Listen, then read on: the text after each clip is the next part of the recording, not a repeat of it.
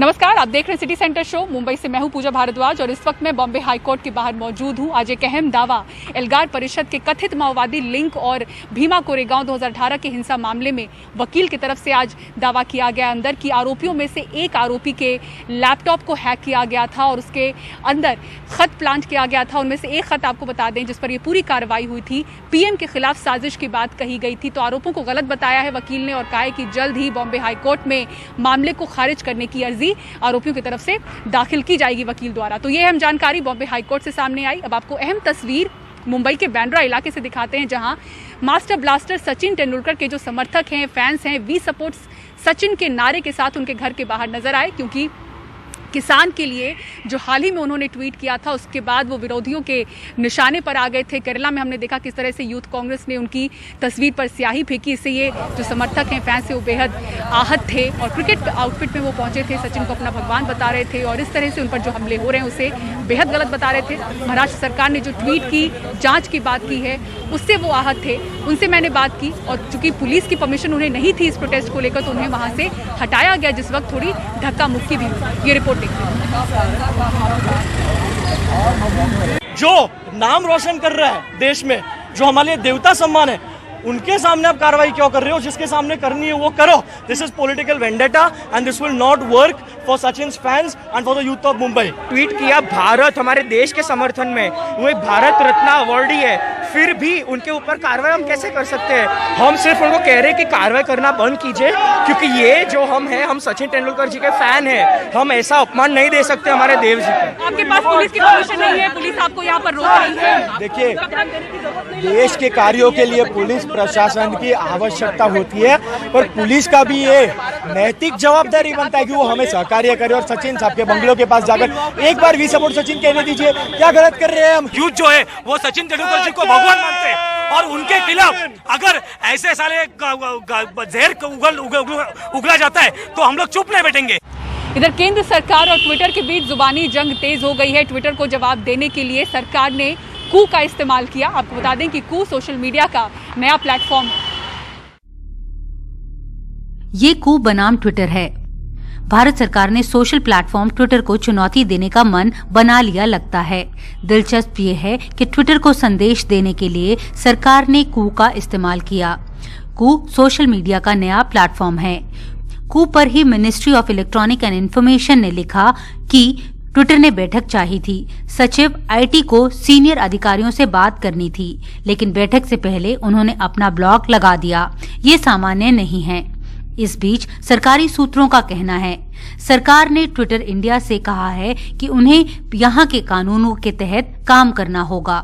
अगर वे इसे चुनौती देना चाहते हैं तो किसी भी अदालत में जा सकते हैं। अभी तक ट्विटर ने किसी भी भारतीय अदालत का दरवाजा नहीं खटखटाया है। इससे पहले एक ब्लॉग में ट्विटर ने लिखा कि खुले इंटरनेट और आजाद अभिव्यक्ति पर खतरे बढ़े हैं। उसने सरकार के नोटिस के बाद उठाए गए कदमों की जानकारी भी दी। नुकसानदेह सामग्री वाले हैशटैग की पहुंच सीमित की, उन्हें ट्रेंड करने से रोका, 500 से ज्यादा अकाउंट पर कार्रवाई की, कुछ को स्थायी तौर पर बंद किया। ब्लॉकिंग ऑर्डर में पहचाने गए कुछ अकाउंट्स के हिस्से हमने नियमों के मुताबिक वापस लिए। इस बीच कई केंद्रीय मंत्री भारतीय ऐप कू का इस्तेमाल कर रहे हैं और लोगों को वहीं आने को कह रहे हैं।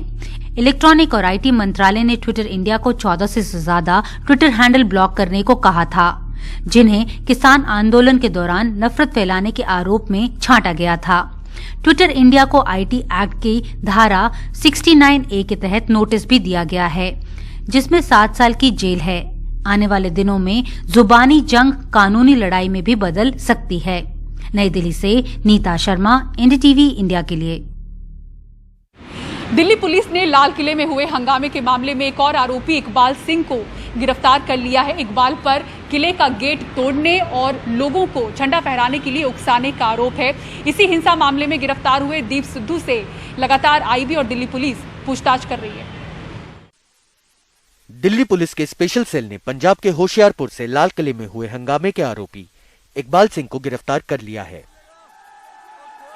इकबाल पर आरोप है कि वो 26 जनवरी को लाल किले में मौजूद था, लोगों को लाल किले का गेट तोड़ने और झंडा फहराने के लिए भड़का रहा था और लगातार फेसबुक लाइव कर रहा था। विशेष सेल ने इकबाल सिंह को गिरफ्तार कर लिया है। वो लुधियाना का रहने वाला है और 26 जनवरी को लाल किले में जनता को भड़काने में शामिल था। उसकी गिरफ्तारी के लिए 50,000 रुपए का इनाम था और उसे पकड़ लिया गया है। पुलिस ने इकबाल सिंह पर 50,000 का इनाम रखा था। वो लुधियाने का रहने वाला है और गुरुद्वारे में ग्रंथी है। इकबाल बीते साल नवंबर में सिंगू बॉर्डर आया था, यहाँ कुछ समय रहा और वापस लुधियाना चला गया। इसके बाद 22 जनवरी को फिर सिंगू बॉर्डर आया, लेकिन किसान नेताओं से नहीं मिला। वो भीड़ के साथ आया, किसी के निर्देशों का पालन नहीं कर रहा था और बहुत उत्साहित होकर लाल किले पर जो हरकतें हुई वो की। इकबाल सिंह को 30,000 कोर्ट में पेश किया गया, जहां 10 दिन की रिमांड मांगते हुए पुलिस ने कहा कि इकबाल सिंह मुख्य साजिशकर्ताओं में से एक है। हमें ये पता लगाना है कि इकबाल का लिंक किस राजनीतिक पार्टी या मीडिया हाउस से है। लाल किले में जिस तेजी और तैयारी से झंडा फहराया गया, उससे एक बड़ी साजिश का इशारा मिलता है। इकबाल ने अपने मीडिया हाउस के जरिए 1 घंटे से ज्यादा लाल किले से लाइव किया। पुलिस ने कहा कि हमें ये पता करना है कि इसके लिए फंडिंग कहां से आ रही है। दोनों पक्षों को सुनने के बाद कोर्ट ने इकबाल सिंह को 7 दिन की पुलिस रिमांड में भेज दिया है। अब आगे आने वाले दिनों में दीप सिद्धू के सामने बिठाकर इकबाल सिंह से पूछताछ होगी। नई दिल्ली से कैमरामैन एन रवि के साथ मैं मुकेश सिंह, एनडीटीवी इंडिया। मुंबई और आसपास के इलाकों में अचानक आग लगने की घटनाएं रोजाना बढ़ती हुई नजर आ रही हैं। कल जहां लकड़ी के गोदाम में आग लगी, वहीं आज एलपीजी सिलेंडर के गोदाम में आग लग गई। एक के बाद एक सिलेंडरों के फटने से किस तरह से दहशत का माहौल बना, सुनील सिंह की इस रिपोर्ट में देखिए।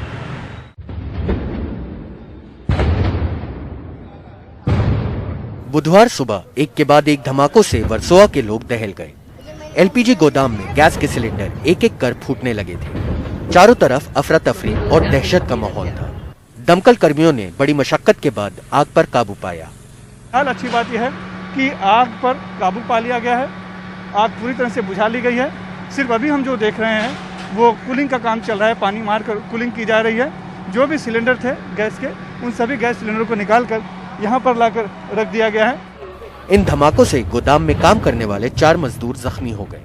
गैस गोडाउन को आग लगी है, जिसमें छोटे छोटे बाटले जो आते हैं एचपी और बीपी गैस के नहीं, छोटे जो बाटले आते हैं, छोटे बाटले सुपर गैस गोडाउन चलाने वाला मालिक वाडीलाल, उनको हमने हिरासत में लिया है।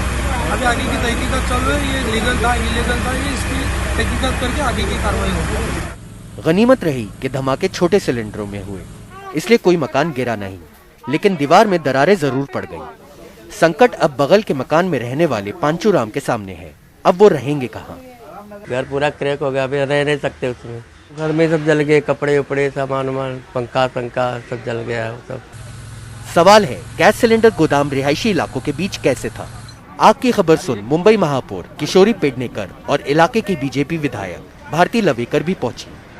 नागरिकों को भी मैं कहती हूँ हाथ जोड़ के, जिधर जिधर आपको पता है अपने बस्ती में ऐसे सिलेंडर रखे, उसकी एक लेखी राइटिंग तक मुझे निवेदन दे दो।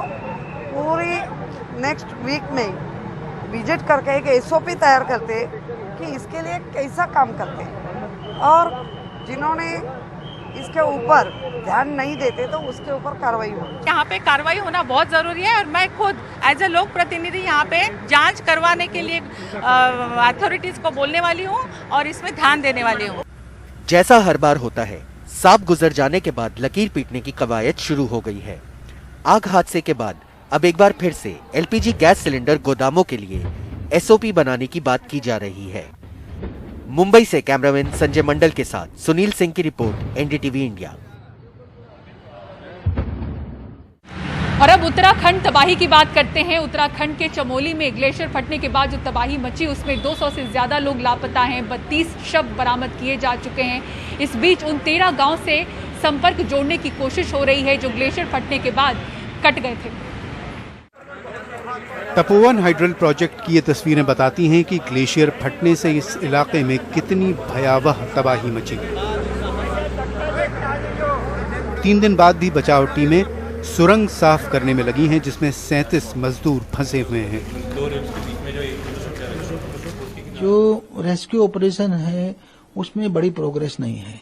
उसमें इतना है कि अभी जब जो मलबा खोद रहे हैं तो उसमें बड़े बोल्डर भी अब दिखने लगे हैं। तो हो सकता है हमें सफलता मिले जल्दी, हम यही मान रहे हैं। इन लोगों को बचाने के लिए दूसरे रास्तों की तलाश भी की जा रही है और उन 13 गांवों से संपर्क जोड़ा जा रहा है जो रेणी पुल के बह जाने के बाद पूरी तरह कट गए हैं।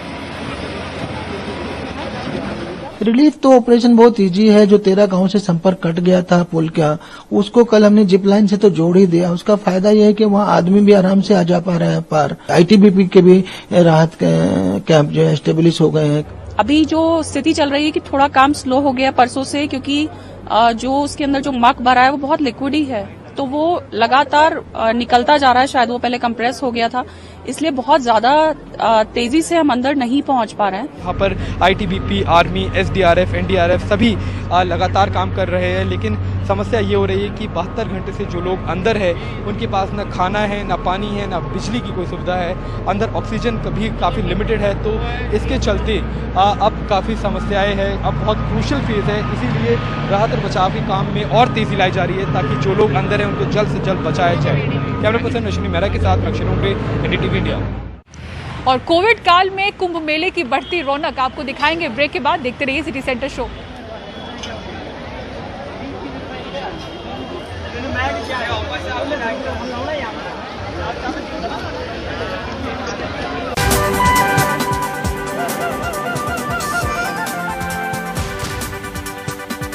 और कोरोना में कुंभ की बात करते हैं। हरिद्वार में कुंभ मेला 2021 चल रहा है। कल 11 फरवरी को मौनी अमावस्या का अहम स्नान है। ऐसे में हमारे सहयोगी शरद शर्मा अपनी रिपोर्ट में दिखा रहे हैं कि कोरोना काल के बावजूद कुंभ मेले का रंग चढ़ता हुआ नजर आ रहा है। और इसी बीच उत्तराखंड सरकार ने कुंभ मेले को लेकर स्टैंडर्ड ऑपरेटिंग प्रोसीजर जारी कर दिया है।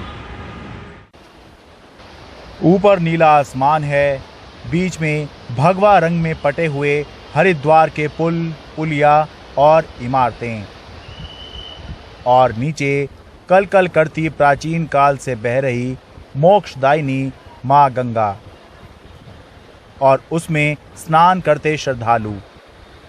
ये हरिद्वार कुंभ मेला 2021 है।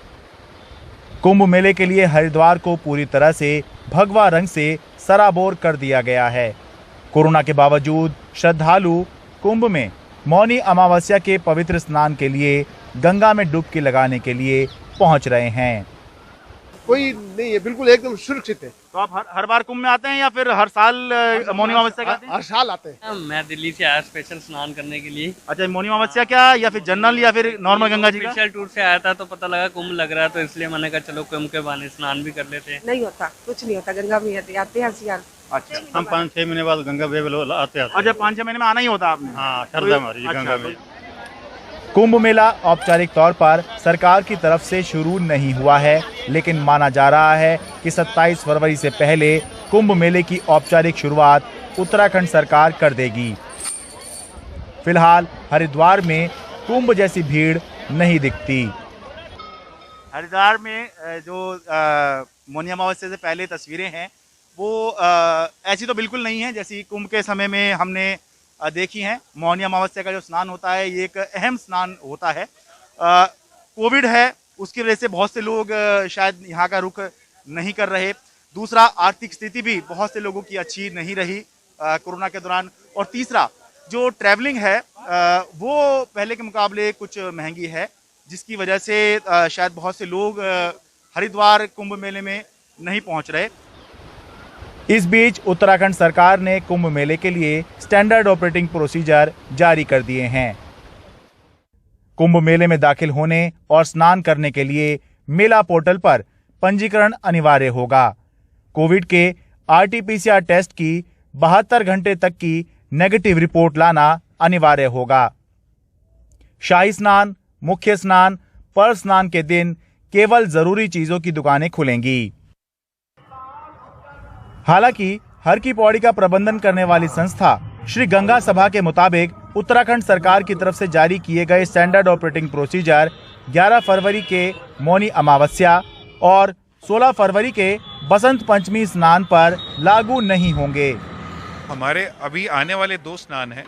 एक कल 11 तारीख में मौनी अमावस्या का स्नान और 16 फरवरी को जो बसंत पंचमी का स्नान है, इसमें कोरोना टेस्ट की नेगेटिव रिपोर्ट की कोई अनिवार्यता अथवा कोई बाध्यता नहीं है। और ना ही कोई पंजीकरण की बाध्यता या अनिवार्यता है। कोई भी श्रद्धालु हर की पौड़ी और हरिद्वार में इन दोनों स्नानों पे या इन स्नान के बीच में आकर स्नान कर सकता है। किसी प्रकार की कोई समस्या उस श्रद्धालु को कोरोना रिपोर्ट से संबंधित नहीं होगी। यही नहीं, सामूहिक गायन और भंडारे पर भी कुंभ मेले में प्रतिबंध रहेगा। इस तरह के सामूहिक गायन मेले में अलग ही रंग जमाते हैं। अलग अलग कारणों से हरिद्वार में कुंभ मेले में वो भीड़ नहीं दिखाई दे रही जो हमेशा से कुंभ मेले में दिखाई देती है। हालांकि ये कोरोना के लिहाज से अच्छी बात है, लेकिन सच बात ये है कि कुंभ के मेले का रंग तभी जमता है जब जबरदस्त भीड़ कुंभ मेले में उमड़ कर आती है। हरिद्वार कुंभ मेले से मैं शरद शर्मा, एनडीटीवी इंडिया। और इसी के साथ मुंबई से सिटी सेंटर की पूरी टीम को दीजिए इजाजत। खबरों के लिए देखते रहें एनडीटीवी इंडिया। नमस्कार।